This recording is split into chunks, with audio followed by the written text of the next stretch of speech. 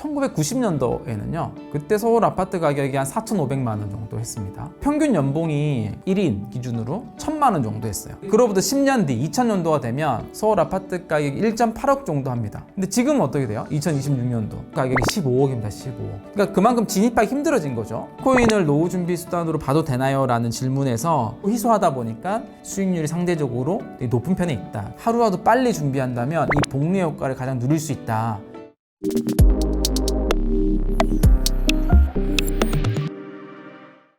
네, 안녕하세요. 이장우의 비트코인 머니플랜입니다. 네, 오늘은 오랜만에 이제 노후 은퇴 준비 관련한 컨텐츠를 좀 준비해봤습니다. 은퇴 후 생활비 이제 실제로 얼마나 필요할까요? 이런 궁금증. 그리고 어떻게 좀 준비를 해야 될까요?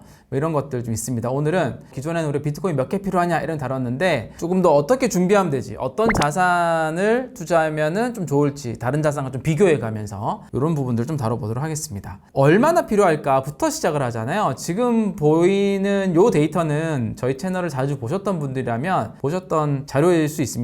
국민연금공단에서요 조사를 한 게 있죠. 그래서 은퇴 후에 어떤 분들을 대상으로 해서 적정 생활비가 얼마 정도로 필요한가요? 이게 서울과 뭐 광역시 또 다른 지방 이렇게 좀 구분돼서 좀 나온 것 같습니다. 그래서 최소 생활비 말고 적정 생활비 기준으로 보면 빨간색 표시를 해놓은 것처럼 2024년도에 조사한 거예요. 한 2년밖에 차이 안 나니까 대략 좀 비슷하겠죠. 부부 기준으로 297만 원, 약 300만 원 정도 필요하고 서울은 아무래도 물가가 좀 더 비싸니까 한 337만 원, 여기 지방으로 내려가면 한 284만 원, 지금 기준으로요 한 297만 원 정도 필요하다고 합니다. 또 뭐 노후 여가를 조금 더 즐기실 분들은 여행을 좀 더 많이 간다거나 골프나 다른 취미 활동 좀 한다거나 이러면 뭐 500만 원도 금세 들어갈 수 있는 돈이긴 하다. 그래서 평균적으로는 한 300만 원 정도다. 이렇게 이해를 하면 좋을 것 같고요. 지금 당장 은퇴를 하신 분들도 계시지만 앞으로의 은퇴를 준비하고 계신 분들도 있잖아요. 5년 뒤에, 10년 뒤, 뭐 15년 뒤, 20년 뒤. 근데 그때까지 물가 상승률이 있겠죠. 그래서 물가 상승률 2%라고 하면 한국은행에서 물가 안정 목표치로 둔 항상 이거보다 높죠. 체감 물가는 2%, 3%, 4%일 때 과연 우리가 필요한 한 달 생활비는 한 15년 뒤를 기준으로 보면요.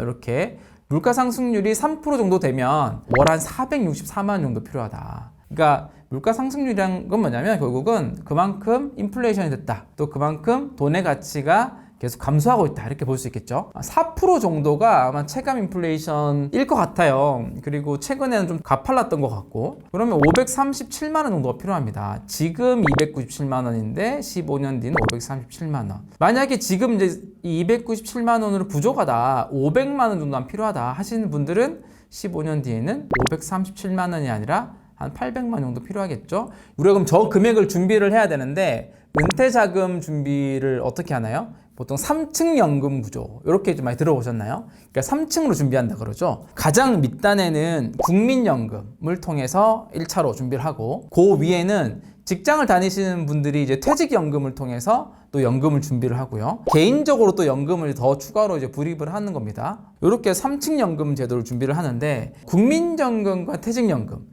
이 두 개를 가지고 한 어느 정도 커버될 것 같으세요? 우리가 지금 필요한 돈이 지금 기준으로 보면 300만 원이 필요하잖아요. 15년 뒤 기준으로 보면 530만 원이 필요하잖아요. 근데 국민연금과 퇴직연금 이 두 개로 어느 정도 커버 가능하냐? 왜냐면 요거로 커버 가능한 금액을 알아야 나머지 개인연금을 가지고 재테크로 준비를 하니까요. 자료를 뽑아보니까 국민연금과 퇴직연금을 합산한 아마 상위 10%는 전체 한 상위 50% 정도 기준으로 보면 2025년도에서 2026년도 월 수령액 기준으로 보니까 국민연금은 한 75만 원에서 80만 원 정도 평균적으로 받습니다. 그리고 상위 50%는 한 85만 원에서 100만 원 정도 받습니다. 그래서 국민연금과 퇴직연금 합치면 한 170만 원에서 190만 원. 그럼 약 한 180만 원 잡으면 되겠네요. 그럼 우리가 필요한 돈이 얼마예요? 300만 원이 필요하잖아요. 지금 기준으로는. 그럼 120만 원 정도를 더 확보를 해야 되는 거죠. 본인의 노동을 좀 더 늘려야 될 수도 있고요. 더 수명이 길어지니까 일을 아예 딱 안 하는 게 아니라 그 정도는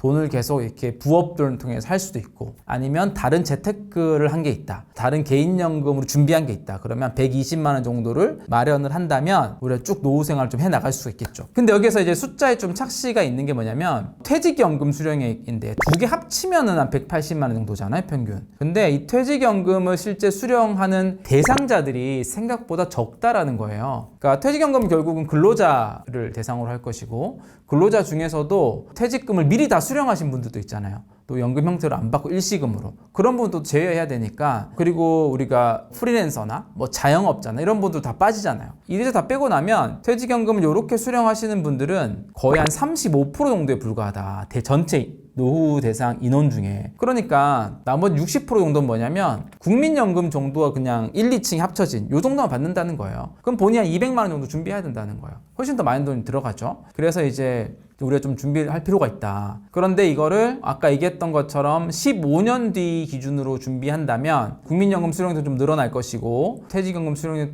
좀 늘어나겠죠. 그렇게 해서 우리가 15년 뒤에 필요한 금액을 정해야 되는데, 그때도 한 300만 원 정도? 긍정적으로 잡아도. 그러니까 그때도 한 200만 원 이상은 개인연금을 통해서, 또 개인 재테크를 한 걸 통해서 따로 준비를 해야 된다, 이렇게 볼 수가 있습니다. 근데 이걸 보면요, 우리 이제 지금 은퇴하시는 분들은 이제 부모님 세대라고 좀 볼 수 있잖아요. 그리고 우리 세대는 지금부터 10년, 15년 뒤에 또 은퇴를 하는 걸 준비를 해야 되는데, 분명히 좀 환경이 좀 다릅니다. 기본적으로 이제 지금 부모님 세대는 1990년대 그때 한참 이제 노동을 통해서 돈을 벌었겠죠. 90년대 초반에는 은행 이자만 하더라도 10%를 넘었었고, IMF 때는 이자가 한 13%까지도 갔었으니까. 지금은 우리 코로나 때 한 1% 정도였고요, 은행 이자가. 지금 한 2에서 3% 정도 적금 이자가 나오잖아요. 그러니까 기본적으로 이 예금 금리 자체가 그때와는 확연히 차이가 있다. 그리고 이제 부동산 같은 경우도 보면, 이제 부동산은 그때도요, 뭐 90년대, 2000년도에도 한 연평균 한 뭐 10% 정도로 부동산 가격이 올랐어요. 뭐 특정 해는 되게 가파르게 막 2, 3년 안에 2배도 오르고 막 그랬었던 적이 있었던 것 같은데, 근데 지금 또 부동산 상승률은 최근 10년 보더라도 서울 부동산이 한 10% 초반대거든요. 그러니까 성장률은 비슷해요. 근데 그때와 다른 점이 뭐냐면, 진입할 수 있는 환경이 점점 줄어든 거예요. 진입할 수. 예전에는 내가 일을 해가지고 급여를 받아가지고 그 돈으로 서울 집을 사서 비슷하게 10% 초반대 성장률을 가지고 그거조차도 노후 자금을 쓸 수 있었는데, 지금은 이제 이 임금을 받은 걸로 근로소득 가지고 살기가 더 힘들어졌다는 거죠. 그게 이제 여기 지금 제가 데이터를 보면 1990년도에는요, 그때 서울 아파트 가격이 한 4,500만 원 정도 했습니다. 근데 그때 평균 연봉이 1인 기준으로 1,000만 원 정도 했어요. 요때는 그냥 돈 하나도 안 쓰고 4년 정도를 모은다고 하면 서울 집 한 채 살 수 있는 그런 구조. 근데 그로부터 10년 뒤 2000년도가 되면 서울 아파트 가격이 1.8억 정도 합니다. 좀 많이 올랐죠. 평균 연봉도 올랐어요. 2배 정도, 2,300만 원. 근데 이때는 7.8배, 약 8년 정도를 계속해서 하나도 안 모으고 모아야지 서울 아파트를 살 수 있는 거죠. 그러니까 그만큼 진입하기 힘들어진 거죠. 근데 지금은 어떻게 돼요? 2026년도 가격이 15억입니다. 15억. 평균 연봉이 한 5,200 정도 돼요. 연봉도 올랐어요. 오른데 지금은 29년이 걸려요. 29년 정도를 한 푼도 안 쓰고 모아야지 살 수 있다. 2030년 되고 2035년 되면 어때요? 더 갭이 커지겠죠. 이런 특징 때문에 이제 부모님 세대와 좀 다른 점은, 비슷하게 서울 아파트 가격은, 그러니까 부동산 가격을 대표로 하니까 성장을 하고 있어도 우리가 진입할 수 있는 기회가 줄어들었다라는 거죠. 이것도 이제 한편으로는 되게 안타까운 부분 중에 하나인 것 같습니다. 그리고 그때도 다른 게 이제 국민연금인데, 국민연금이 안정적으로 밑에서 받쳐준 역할을 해야 되는데요. 물론 한 15년 정도 지나도 평균적으로 한 100에서 150만 원 정도는 받긴 할 텐데, 그 소득 대체율이라는 게 있어요. 소득 대체율이 뭐냐면 평생 살아가면서 얻었던 평균 소득 있죠. 그리고 국민연금 딱 받을 때 받는 금액이 있죠. 그거의 비율을 말합니다. 예를 들어서 이제 소득 대체율이 70%라고 하는 건 뭐냐면, 내가 평생 이제 살면서 얻었던 평균 연봉, 평균 급여가 매월 300만 원이었다고 계산을 해보면 300만 원 70%, 210만 원 정도가 국민연금으로 나온다. 근데 이제 뭐 국민연금은 최대 40년 정도 넣으니까요. 40년을 넣었을 때 그건 거고, 40년이 아니라 20년만 넣은 사람도 있고 10년만 넣은 사람도 있잖아요. 그러면 이제 불이익금액이 적으니까 줄어들겠죠. 근데 그게 처음 국민연금을 도입할 때는 70%였어요. 그리고 보험 요율, 우리가 급여에서 나가는 요율조차도 3%였어요. 이제 국민연금이 계속 이제 해가 지나면 지날수록 노령 인구가 많아지고 젊은 인구가 줄어들고 또 국민연금 자체도 자금이 고갈되고 이런 여러 가지 환경들이 맞물리면서 소득 대체율은 계속 낮아져요. 그래서 1999년도에 60%, 2008년도에 50%, 지금은 43%까지 낮아졌죠. 소득 대체율은. 근데 보험 요율은 계속 올라가고 있어요. 3%로 시작했던 보험 요율이 계속 꾸준히 올라가다가 3차 개혁할 때 13%까지 올라갔어요. 9%에서. 그러니까 이제 이게 내가 내야 되는 돈은 많아지고 내가 받을 수 있는 대체율은 적어진다라는 거니까. 근데 앞으로 또 10년, 20년 더 흘러가면 그나마 믿고 있던 국민연금조차도 받는 게 적어진다. 이런 것들을 좀 이해를 하면 좋겠다. 모든 메시지들이 뭐냐면 결국은 우리가 이 개인연금을 통해서 스스로 잘 준비해야 된다라는 거예요. 그리고 과거에 충분히 괜찮았던 자산들도 그 성장률을 가지고만은 우리가 미래 노후를 대비하기 어려울 수 있다. 그리고 또 하나가 더 있잖아요. 이 세상의 변화. 노동할 수 있는 일자리는 줄어들고 노후의 기간은 계속 길어지잖아요. 지금 또 30년 얘기하는데 이런 부분들이 아마 고민인 부분들인 것 같습니다. 자, 그러면 비트코인을 노후 준비 수단으로 봐도 되나요? 라는 질문에서 이 자산을 그래도 봐야 되는 이유는 뭐냐면, 그러니까 모든 노후 준비 자산을 비트코인으로만 할 필요는 없죠. 그만큼 또 변동성도 있고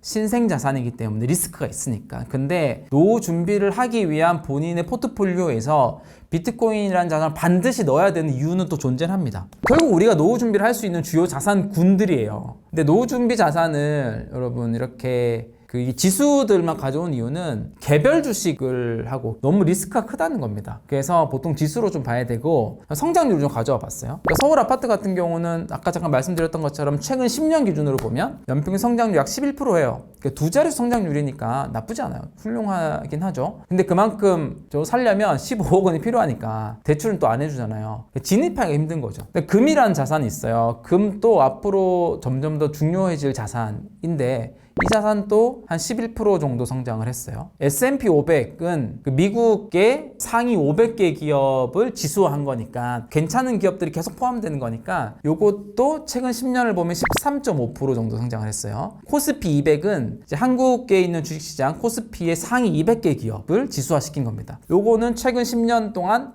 18% 성장했습니다. 연평균 되게 높죠? 이게 원래 올해 작년만 빼면 연평균 한 8% 성장인데 작년과 올해 너무 많이 성장을 해가지고 이제 되게 고평가를 받고 있습니다. 나스닥100은 전 세계 빅테크 주요 기술 기업들, 바이오 기업들이 나스닥이 다 있잖아요. 여기 상위 100개 기업이니까 전 세계 최고의 기술 기업들이 있으니까 여기는 그만큼 성장률이 높긴 합니다. 연평균 21%. 비트코인은 우리가 뭐 비트코인 지금 하락을 했고 50% 떨어졌다고 하더라도 6월 말 기준으로 보면 지난 10년간 연평균 성장률은 61%입니다. 압도적이죠. 근데 여기서 우리가 좀 이제 앞으로의 성장률을 그래도 좀 대략 예상을 해야 되니까 이걸 보려면 서울 부동산 같은 경우도 뭐 아파트 기준으로 보면 한 60년 넘었었고 금은 5,000년 역사를 가지고 있고 S&P 500은 미국 주식시장이니까 그래도 이 500개 기업을 산출한 거는 그래도 70년 가까이 됐고요. 한국의 코스피 시작이 된 게 한 50년 됐고 나스닥 시작한 지 55년 됐고 그러니까 꽤 다 오래된 자산들이라서 지난 10년간의 이 정도 성장률이 이후 10년 또 비슷한 수치로 될 것이다 라고 좀 판단할 수가 있죠. 근데 비트코인은 좀 다르죠. 61% 성장을 했는데 이 자산은 그 17년 정도밖에 안 됐어요. 그 중에서 10년을 가지고 한 거기 때문에 미래 성장률도 똑같이 61%가 나온다라고 생각하는 거는 너무 공격적으로 보는 거죠. 그래서 이건 좀 보수적으로 좀 조정을 해야 된다. 지금부터 준비하신 분들은 앞으로 5년, 10년, 15년 이렇게 볼 거 아니에요. 비트코인 같은 경우는 과거 10년은 61%였지만 앞으로 10년, 15년은 자산 운용사들에서는 이제 앞으로 10년 동안을 연평균 한 30% 좀 보는 경향이 있고 주요 비트코인 가격 모델을 보더라도 이제 25%에서 30% 정도 성장하는 자산으로 보는 거죠.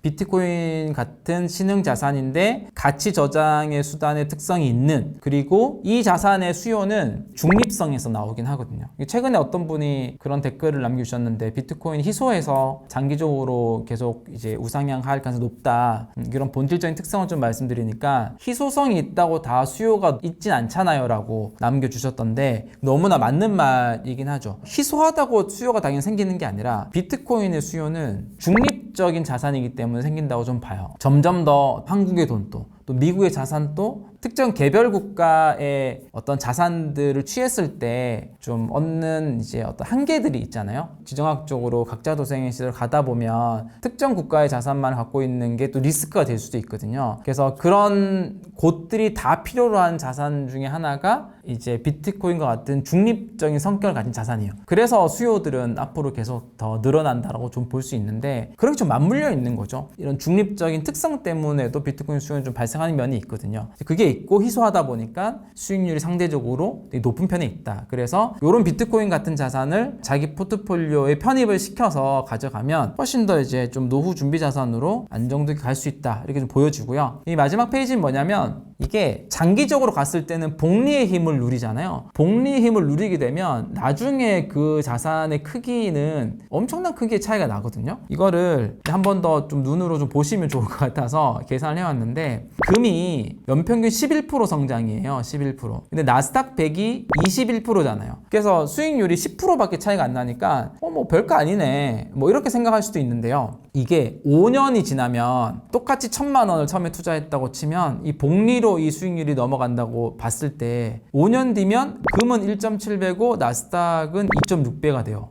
1,700만 원인데 2,590만 원이 되죠. 10년이 지나면 금은 3,000만 원이 되는데 3배가 늘어서 나스닥 100은 6.7배가 돼요. 6,700만 원. 엄청나게 커지죠. 그리고 15년 뒤가 되면 금은 5,300만 원, 5.3배가 되는데 나스닥은 17.5배가 됩니다. 그러니까 시간이 지나면 지날수록 장기로 가면 갈수록 이 복리의 힘이 누리는 효과는 엄청 큽니다. 근데 여기 또 나스닥 100, 21%와 비트코인의 어떤 10년 앞으로 예상 수익률 30%로 우리가 가정을 했을 때 이 변화도 5년일 때는 2.6배와 3.7배지만 10년일 때는 6.7배와 13.8배로 엄청 늘어났죠. 근데 15년까지 가면 17배랑 51배 차이가 날 만큼 엄청나게 이게 가파르게 변화가 됩니다. 그래서 이제 노후 은퇴 준비 자산으로 이렇게 좀 장기적인 수익률이 높은 자산을 편입해서 준비할 필요가 있다. 그리고 우리는 이걸 10년, 15년 정도로 준비할 거기 때문에 하루라도 빨리 준비한다면 이 복리 효과를 가장 누릴 수 있다. 조금이라도 빨리 장기적으로 투자해야 될 자산을 골라서 꾸준히 이렇게